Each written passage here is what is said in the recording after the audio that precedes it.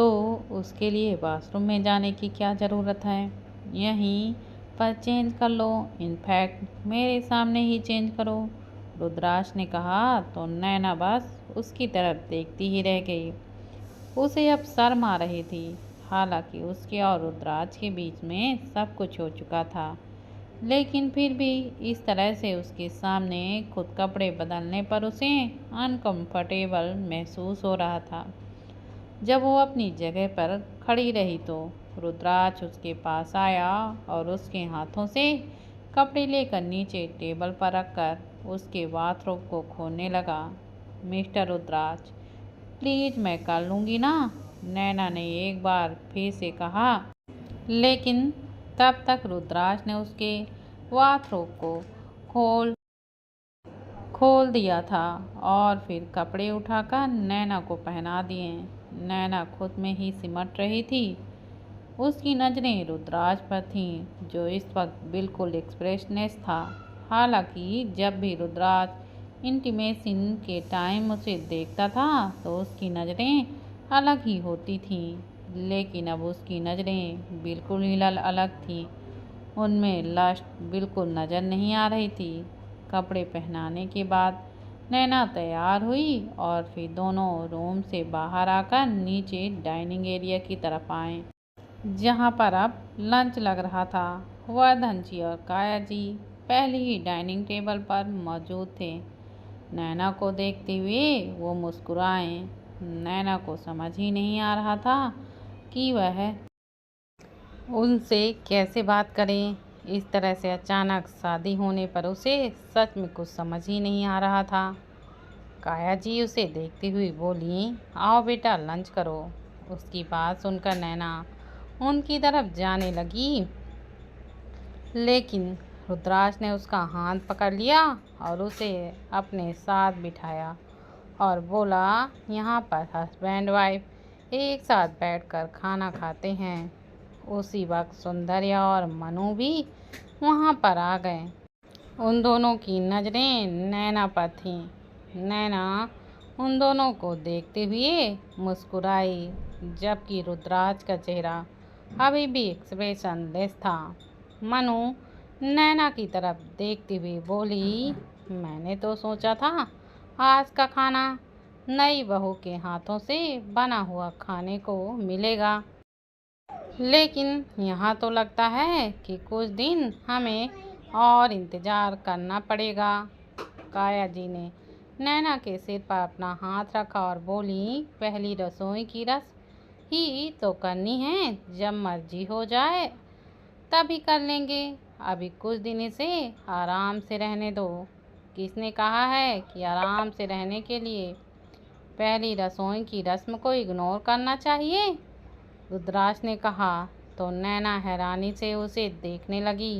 अब रुद्राक्ष हल्का सा मुस्कुराया और बोला, नई नई शादी हुई है, हमारी तो सभी रस्में होनी तो बनती हैं, तभी तो पता चलेगा कि सिंघानिया खानदान की बहू आई है।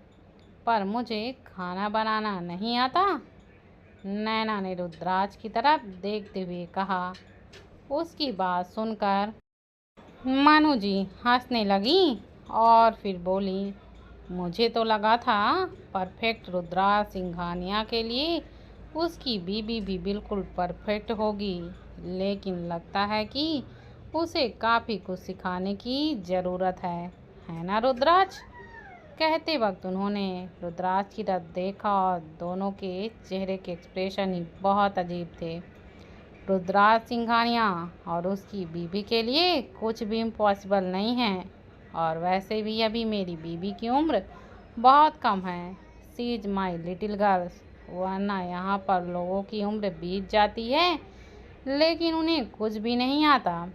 रुद्राक्ष के कहने के अंदाज से पता चल रहा था कि वो तंज कस रहा है। उसकी बातें सुनकर मनु जी के चेहरे पर हल्का गुस्सा झलकने लगा था।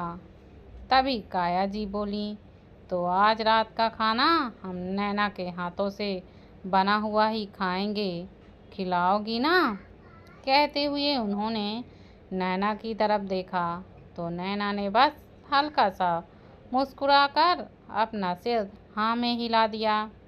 रुद्राज ने खाना खाया और अपनी जगह से उठकर नैना की तरफ देखते हुए बोला, ध्यान रहे आज रात का खाना एकदम परफेक्ट हो, क्योंकि मुझे इन परफेक्ट चीज़ें बिल्कुल पसंद नहीं हैं। इतना कहकर सबके सामने ही उसके चेहरे को हल्का सा थपथपाया।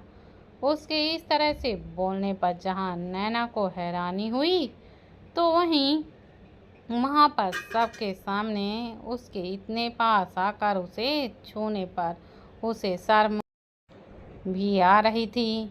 रुद्राज ने अपनी पॉकेट में से अपना फ़ोन निकाला और फिर किसी को फ़ोन मिलाते हुए वहाँ से निकल गया। कुछ देर के बाद नैना भी अपने कमरे में आ गई। आते ही उसने अपना फ़ोन ढूंढा, जो उसने पता नहीं कहाँ पर रख दिया था। रुद्राज के सामने वो ज़्यादा फ़ोन इस्तेमाल भी तो नहीं कर सकती थी। फ़ोन को ऑन करते ही उसने पीहू और वंशु को फ़ोन किया। उसकी शादी की बात सुनकर पीहू और वंशु दोनों के पैरों तले ज़मीन ही खिसक चुकी थी। उन्होंने उससे पूछा कि आखिर ये शादी हुई कैसे, लेकिन नैना ने उन्हें कुछ नहीं कहा। बस इतना ही कहा कि रुद्राज ने उसे प्रपोज किया है और उसने उसे हाँ बोल दिया और फिर दोनों ने जल्दी शादी भी कर ली। वो उन दोनों को फिलहाल अभी कुछ नहीं बताना चाहती थी, क्योंकि रुद्राज ने उसे जो कहा अभी इस बारे में वो कुछ स्वयं नहीं थी। उन दोनों का फ़ोन काट कर नैना एक बार फिर से अपने फ़ोन की तरफ देखने लगी। उसे अपने दीवाने की याद आ गई, जिसने उसे वो फ़ोन दिया था। वो सोच रही थी कि अगर उसे पता चलेगा कि उसकी शादी हो गई है, तो वो क्या सोच रहा होगा। क्या मुझसे मिलने की कोशिश करेगा, और अगर हाँ तो रुद्राज कैसा रिएक्ट करेगा।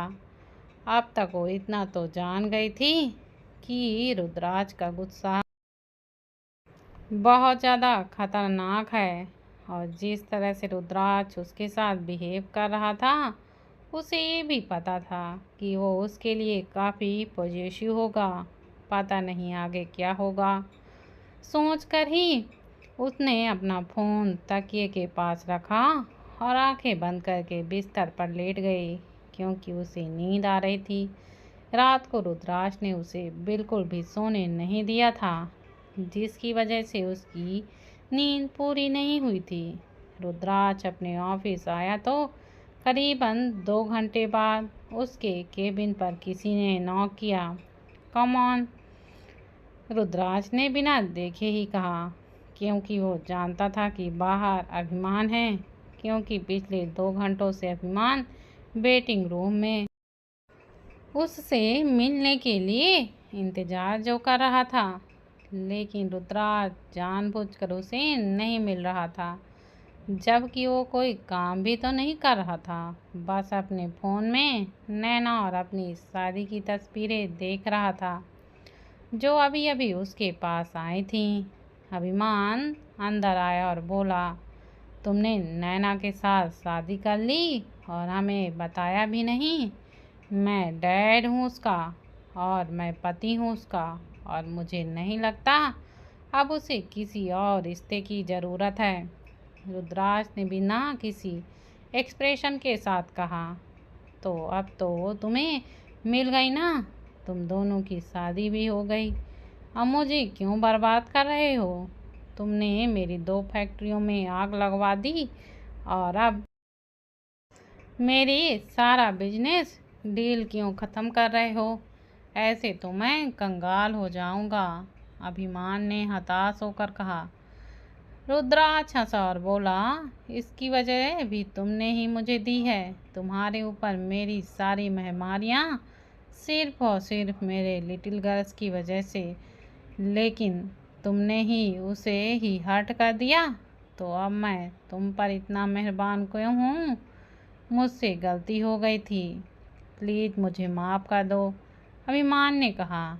रुद्राज ने हल्की सी अपनी चेयर पीछे की तरफ की और टेबल के ऊपर अपने पैर रखते हुए बोला, लेकिन रुद्राज सिंघानिया कोई गलती नहीं करता।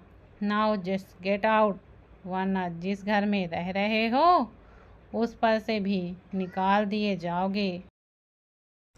अभिमान उसकी बातें सुनकर बेचारगी से उसकी तरफ देखता रहा और फिर केबिन से बाहर की ओर चला जाता है।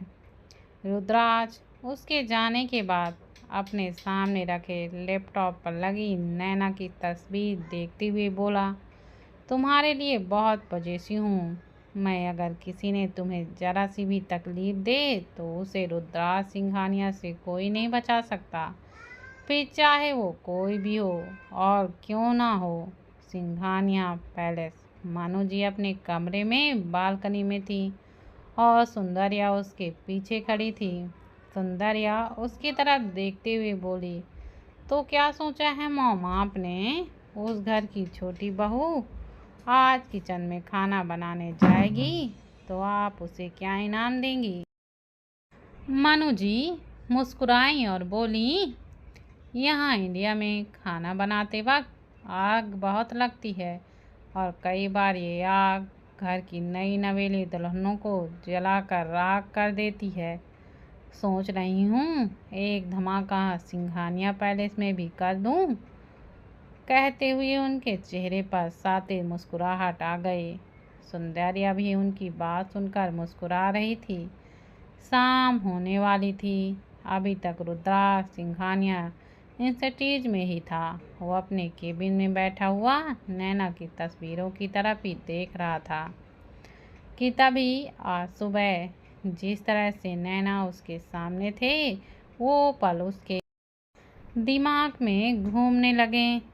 उसकी नज़रें अपने लैपटॉप पर लगी वॉलपेपर पे थी जिसमें नैना की तस्वीर थी। उसने अपने हाथ में एक छोटा सा पपी पकड़ा हुआ था जो कि बहुत ज़्यादा क्यूट था। उसे देखते हुए नैना मुस्कुरा रही थी और उसका चेहरा बेहद खिला खिला लग रहा था। वो उस तस्वीर को देखते हुए बोला, तुम मुस्कुराते हुए कितनी अच्छी लगती हो, लेकिन ना जाने क्यों जब से हमारी शादी हुई है तब से मैंने तुम्हें मुस्कुराते हुए नहीं देखा है। तुम उदास लगती हो, बट डोंट वरी, मैं हूँ ना तुम्हारे पास, तुम्हें हर खुशी देने के लिए। मेरे साथ तुम्हें खुश रहना ही पड़ेगा, ज़बरदस्ती या मर्जी से। I don't care. कहते हुए कुछ सोच रहा था। उसने अपना फ़ोन उठाया और फिर अतुल्य को फ़ोन किया। वहीं दूसरी तरफ नैना की नींद भी खुल चुकी थी। उसने फ़ोन में देखा तो शाम के 6 बज चुके थे। उसे याद आया कि आज ही उसकी पहली रसोई की रस्म होगी। ताया जी ने उसे कितने प्यार से खाना बनाने के लिए कहा था, लेकिन फिर उसे रुद्राज की याद आई जिसने काफ़ी स्ट्रिक्टली होकर उससे बात की थी और उसने साफ साफ कहा था कि पहली रसोई बिल्कुल एकदम से परफेक्ट होनी चाहिए, कोई भी मिस्टेक नहीं होनी चाहिए। उसका चेहरा रुद्राज की बातों को याद करके एकदम से उतर गया। वो बिस्तर से उठी और फिर फ्रेश होने वॉशरूम में चली गई। कुछ देर बाद वो तैयार हो गई अपने रूम से बाहर आई और उसने अपने दरवाजे से बाहर कदम ही रखा था कि उसके पैरों पर कुछ लगा। उसने नीचे की तरफ देखा तो उसके पैरों के पास ही एक छोटा सा बॉक्स था जिस पर गिफ्ट रैप किया हुआ था और ऊपर ही एक छोटा सा बुके भी रखा हुआ था जिसमें रेड रोजेस थे।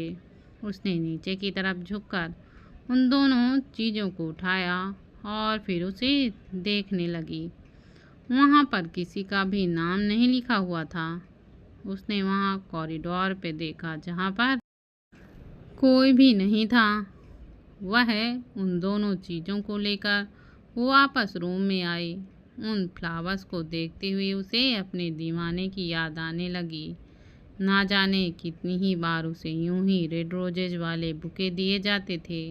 जब भी उसका कोई स्पेशल डे होता था तो उसके घर से बाहर निकलती तो वहीं पर बुके रखे हुए मिलते थे उसे, और गिफ्ट की तो कभी कोई कमी ही नहीं हुई। हर दूसरे दिन कोई न कोई गिफ्ट उस तक पहुंचा दिया जाता था। उसे ऐसा लग रहा था जैसे ये सब उसके दीवाने ने ही भेजा हो। उसने उन फूलों को बेड पर रखा और उस बॉक्स की तरफ देखा। ज़्यादा बड़ा बॉक्स तो था नहीं, लेकिन ज़्यादा छोटा भी तो नहीं था। उसने उसे खोला तो उसमें एक बहुत ही प्यारी रेड कलर की ड्रेस थी। उस ड्रेस को देखते हुए उसके चेहरे पर हल्की सी मुस्कुराहट आ गई, लेकिन फिर जल्द ही वो मुस्कुराहट तुरंत ही गायब हो गई जब उसने उस ड्रेस के साथ एक छोटा सा चिट कार्ड भी देखा, जिस पर लिखा था, उम्मीद है तुम्हें यह पसंद आई होगी, तुम्हारे दीवाने की ये पसंद। वो उन दोनों चीज़ों की तरफ देखती हुई बोली, आखिर है कौन ये दीवाना जो मिस्टर रुद्राज के घर भी मुझे अपने गिफ्ट भेज रहा है? क्या इसको डर नहीं लगता? अगर मिस्टर रुद्राज को पता लग गया तो ना जाने वो गुस्से में क्या ही करेंगे। और अगर इस बात पर नाराज होकर उन्होंने मुझे कहते कहते वो रुक गई थी। उसने एक गहरी सांस ली और उन दोनों चीज़ों की तरफ देखते हुए बोली, अगर तुम में इतनी ही हिम्मत है तो मेरे सामने आओ। मैं नहीं जानती कि तुम कौन हो, लेकिन शायद तुम मेरी मदद कर पाओ। मुझे मिस्टर रुद्राज के साथ नहीं रहना, पर मैं कुछ कर भी तो नहीं सकती। शायद तुम मुझे उनसे बचा सको। उसने उस ड्रेस को अपनी अलमीरा में रख दिया और फूलों का बुके उठाकर बाहर कॉरिडोर के में टेबल पर रख दिया। वो नीचे आई, जहां हॉल में ही उसे अतुल्य नजर आया, जो अंदर की तरफ से आ रहा था। वो शायद वर्धन जी के कमरे में गया था, क्योंकि उस तरफ से वर्धन जी का कमरा ही था। वो बाहर की तरफ जा रहा था कि उसकी अचानक ही सौंदर्या से टक्कर हो गई। सौंदर्या के हाथों में पानी का गिलास था, जो अब सारा अतुल्य के सेट पर गिर चुका था। सौंदर्या उसे देखते हुए बोली, आई एम सो सॉरी। अतुल्य मुस्कुराया और बोला, it's okay, no need to say sorry. पर तुम्हारी सेट खराब हो गई। इट्स ओके, नो इशू, अतुल्य ने कहा, और फिर वो वहाँ से जाने लगा। लेकिन तभी सौंदर्या ने उसका हाथ पकड़कर उसे रोका और वो बोली, ऐसे कैसे? अभी मुझे शर्ट उतार कर दो, मैं इसे ड्रायर करवा देती हूँ। अतुल्य ने हैरानी से सौंदर्या को देखा। सौंदर्या ने अब उसके सीने पर अपना हाथ रखा और बोली, उतारो ना। अतुल्य ने अपनी शर्ट उतारकर उसे दी और सौंदर्या ने मुस्कुराते हुए उससे वो शर्ट ली और उसे लेकर अंदर की तरफ चली गई। अतुल्य वहीं दूसरी तरफ लगे सोफे पर जाकर बैठ गया। नैना को ये सब बहुत अजीब लग रहा था। वो जल्दी से उस तरफ आई जहाँ पर सौंदर्या अतुल्य की शर्ट लेकर गई थी। उसने नीचे गिरी हुई एक स्लिप उठाई, जो कि वह स्लिप अतुल्य के शर्ट से ही गिरी हुई थी। उसने उस स्लिप को उठाया और अतुल्य की तरफ बढ़ी, लेकिन फिर अचानक ही उसके कदम रुक गए और वो स्लिप की तरफ देखते हुए बोली, अतुल्य जिस हालात में वहाँ पर बैठे हैं, मेरा वहाँ जाना ठीक नहीं रहेगा। फिर उसने कुछ सोचा और उस स्लिप को खोल कर देखा, ताकि अगर कुछ ज़रूरी हो तो जाकर खुद जाए, वरना किसी के हाथ भिजवा देगी। लेकिन जैसे उसने उस स्लिप को खोलकर देखा, उसकी आंखें हैरानी से बड़ी हो गईं। वो एक बिल था, जो कि उसी डिजाइनर ड्रेस का था, जो अभी अभी उसे उस बॉक्स में से मिली थी। उसका दिमाग पूरी तरह से ब्लैंक हो चुका था। अतुल्य की जेब में उस ड्रेस का बिल होना न सिर्फ उसे हैरान कर रहा था बल्कि उसे परेशान भी तो कर रहा था। क्या मिस्टर रुद्राक्ष ही उसका वो दीवाना है जिसे वो ना जाने कब से ही ढूंढ रही थी? पर अगर वो मिस्टर रुद्राक्ष हैं तो आज तक उन्होंने बताया क्यों नहीं? और अब तो उन दोनों की शादी भी हो चुकी है, तो अब भी ये बात वो उससे क्यों छुपा रहे हैं? वो जल्दी से उस शिप को लेकर वहां आई जहां पर अतुल्य बैठा हुआ था, लेकिन अब तक वहां पर कोई नहीं था। अतुल्य वहां से जा चुका था और सौंदर्या वहीं अकेली खड़ी थी और उसके चेहरे पर एक मुस्कुराहट थी। नैना सौंदर्या की तरफ देखते हुए बोली, अभी मिस्टर अतुल्य यहाँ थे? आपने उन्हें देखा क्या? मैंने जो देखा वो छोड़ो, लेकिन तुम्हें वक्त की तरफ देखना चाहिए। 8 बजने को हैं, लेकिन अभी तक तुमने खाने की तैयारियां नहीं की। कहीं ऐसा ना हो कि पहली रसोई के चक्कर में तुम्हारी आखिरी रसोई हो जाए और तुम इस घर के बाहर हो जाओ। रुद्राक्ष को कोई भी गलती नहीं बर्दाश्त होती और तुम तो उसकी बीवी हो, तुमसे तो उसकी एक्सपेक्टेशन और भी ज़्यादा होंगी। सौंदर्या एक अजीब सी स्माइल के साथ कहा और वहाँ से चली गई। नैना ने घड़ी की तरफ देखा जहाँ पर सच में 8 बजे हुए थे। वो चुपचाप किचन की तरफ बढ़ गई। किचन में आते ही उसे ऐसा लगा जैसे वो चक्कर खाकर नीचे ज़मीन पर ही गिर जाएगी। उसका सिर पहले से ही बहुत ज़्यादा दर्द हो रहा था और अभी इतनी बड़ी रसोई में आकर तो उसे और भी ज़्यादा चक्कर आने लगे थे। वो वहाँ पर खड़े हुए सर्वेंट की तरफ देखते हुए बोली, आप मुझे बता दीजिए क्या और कैसे बनाना है, मैं बना लूँगी। आप बस मेरी मदद कर दीजिए। सॉरी मैम, एक सर्वेंट ने कहा। नैना मुस्कुराई और काउंटर की तरफ गई। सर्वेंट अभी वेजिटेबल काटने में लगी थी कि मनु और सौंदर्या किचन के अंदर आई। मनु उन सभी सर्वेंट की तरफ देखते हुए बोली, तुम लोगों के हाथ का खाना तो हम रोज़ ही खाते हैं। आज हम इस घर की नई नवेली दुल्हन के हाथों का बना खाना खाना चाहते हैं, तो आज तुम लोग आराम करो। पर मैम, हम सिर्फ मदद। मैंने कहा ना, आज तक तुम लोग रेस्ट करोगे तो जाओ, मनु ने गुस्से से कहा। सभी सर्वेंट से झुकाकर वहाँ से चली गईं। अब वहाँ पर नैना अकेली रह गई थी।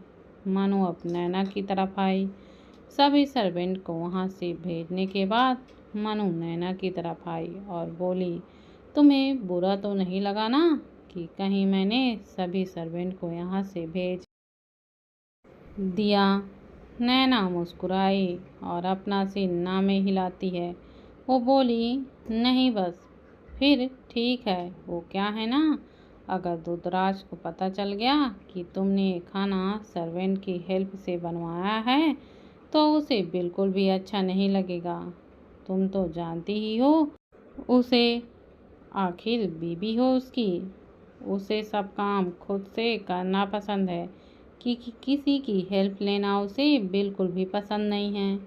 नैना ने कुछ नहीं कहा, बस मुस्कुरा रही थी, जबकि उसके दिमाग में ये बातें चल रही थी कि जब रुद्राक्ष को सब कुछ अपने आप करना पसंद है तो उसने अतुल्य की मदद क्यों ली और आज तक उसने सामने ये बात एक्सेप्ट क्यों नहीं की है कि वो उससे प्यार करता है, कि उन्हें एक गुमनाम दीवाना बनकर उसे इस तरह से गिफ्ट भेजता रहा। अगर वो सच में उससे प्यार करता था तो सामने से आकर उसे प्रपोज करता ना, कि इस तरह से हरकत करता। क्या हुआ, किन ख्यालों में खोई हुई हो? मनु जी ने कहा तो नैना ने सामने की तरफ देखा जहाँ पर अभी तक उसने कुछ भी नहीं किया था और वक्त 8:30 बज चुके थे।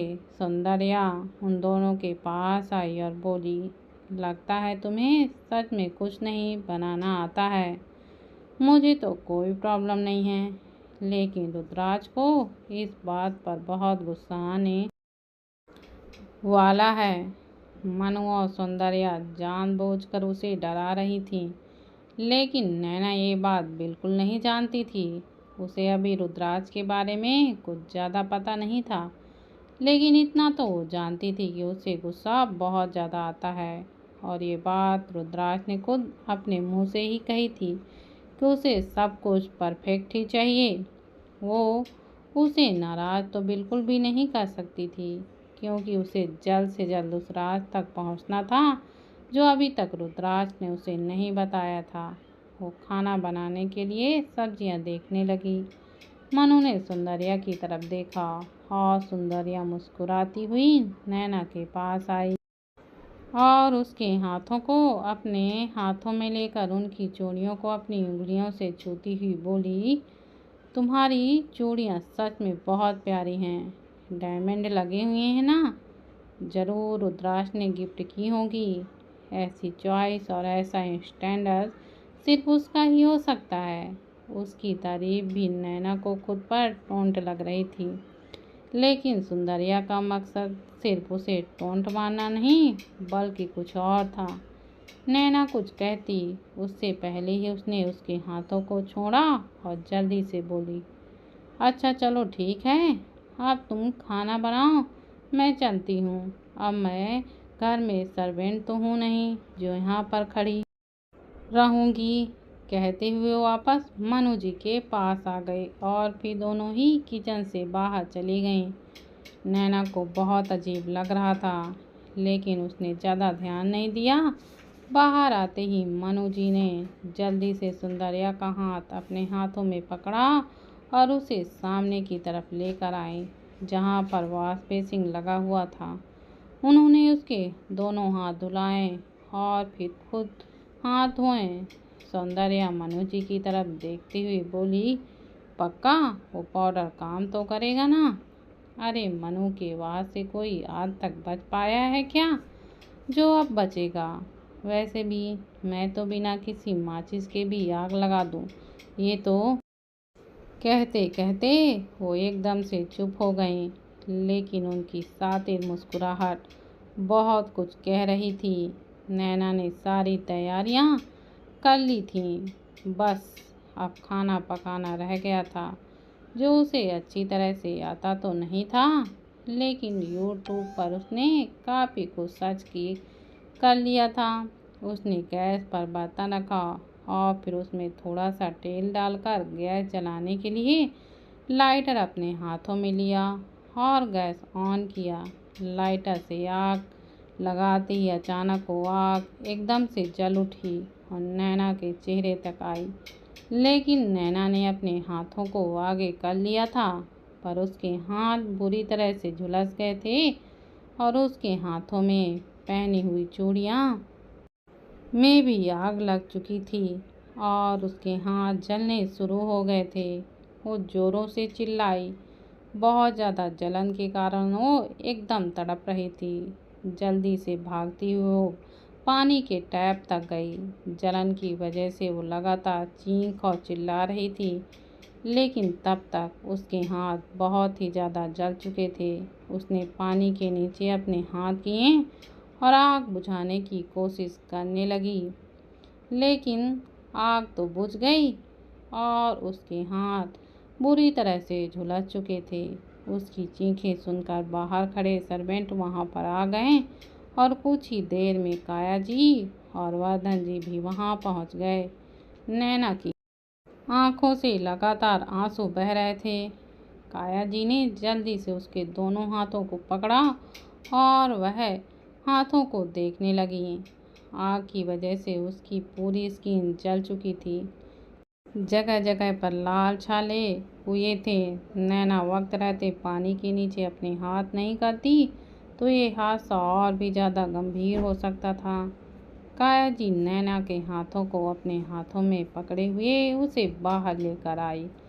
तब तक डॉक्टर की टीम भी वहां पर पहुंच चुकी थी। उन्होंने नैना के हाथों का ट्रीटमेंट शुरू कर दिया। उसकी आग से तप रही चूड़ियों को काट कर उसके हाथों से निकाल दिया, क्योंकि वो सोने की थी, इसलिए वो गली नहीं थी। उन्होंने उसके हाथों पर दवाई लगाई और फिर उसे आराम करने के लिए कहा। नैना को अभी भी बहुत ज़्यादा जलन हो रही थी। एक गर्म पानी का छींटा ही उसे बर्दाश्त नहीं करना बहुत मुश्किल हो रहा था। यहाँ तो उसके दोनों हाथ बुरी तरह से जल चुके थे। काया जी ने सौंदर्या को उसे उसके रूम में छोड़कर आने के लिए कहा। सौंदर्या चेहरे पर सातिर मुस्कुराहट लिए मनोज जी की तरफ देखकर नैना के पास आई और फिर उसे ऊपर चलने के लिए कहा। नैना की आंखों में आंसू अभी भी बह रहे थे। वो अपनी जगह से उठी और सौंदर्या के साथ लिफ्ट की तरफ बढ़ गई। सौंदर्या उसे देखते हुए मन ही मन बोली, ओ बेबी, अभी तो सिर्फ शुरुआत हुई है और तुमने अभी से ही आंसुओं की नदियां बहानी शुरू कर दी। अभी तो बहुत कुछ होना बाकी है। अभी तो कुछ तूफान का आना बाकी है जो तुम्हारी पूरी जिंदगी बर्बाद कर देगी। आई नो रुद्राज तुम्हारा दीवाना है, लेकिन तुम्हें अफसोस होगा खुद पर कि तुम इस दुनिया में ही क्यों हो। अगर तुम नहीं होती तो किसी की दीवानगी भी नहीं बनती। नैना को कमरे में छोड़ने के लिए सौंदर्या कमरे के अंदर आई और आते ही उसकी नज़र कमरे के अंदर गई, जिसे देखते ही उसके चेहरे पर कुटिल मुस्कान थी और आंखों में एक बेहद शैतानी चमक। वो मन ही मन बोली, इस आलीशान कमरे पर मेरा हक होना चाहिए था। लेकिन कहते कहते वो चुप हो गई। जब नैना ने उसे कहा, अब आप जा सकती हैं, अब मैं ठीक हूँ। हालांकि वो ठीक नहीं थी, लेकिन वो चाहती थी कि सौंदर्या वहाँ से चली जाए, क्योंकि वो कुछ देर अकेले रहना चाहती थी। सौंदर्या हल्का सा मुस्कुराई और वहाँ से चली गई।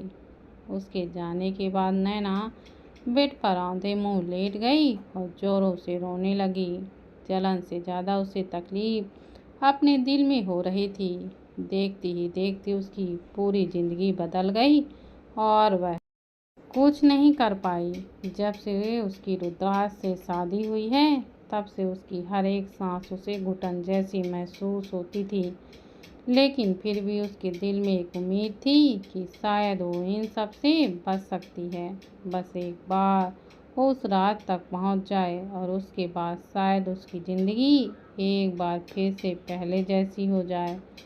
शायद उसका दीवाना जो उसे बेइंतहा प्यार करता है उसके सामने आ जाए और सब कुछ ठीक कर दे। लेकिन अब तो उम्मीद भी टूट चुकी थी। ये जानकर कि रुद्राज ही उसका दीवाना है, उसे खुशी नहीं बल्कि दुख हो रहा था। सिर्फ दुख ये सोचकर कि अब कभी वो रुद्राज के जाल से निकल नहीं पाएगी। पर कुछ ही पलों बाद दरवाज़ा खुला और रुद्राज अंदर आए। आखिर क्या है वो तूफान जिसका जिक्र किया सौंदर्या ने? क्या है वो राज जिसकी वजह से नैना कर रही है रुद्राज को बर्बाद? क्या रुद्राज के ही उसके दीवाने होने का सच आएगा बाहर, या फिर खेला जाएगा एक नया खेल? जानने के देखती रहिए मेरी कहानी डेवी लव विथ हर। यह कहानी कैसी लगती है कमेंट में ज़रूर बताइएगा। और जिन दोस्तों ने अभी तक मेरे चैनल को सब्सक्राइब नहीं किया है, तो प्लीज़ मेरे चैनल को ज़्यादा से ज़्यादा शेयर करें, सब्सक्राइब करें और लाइक करना मत भूलें। धन्यवाद दोस्तों।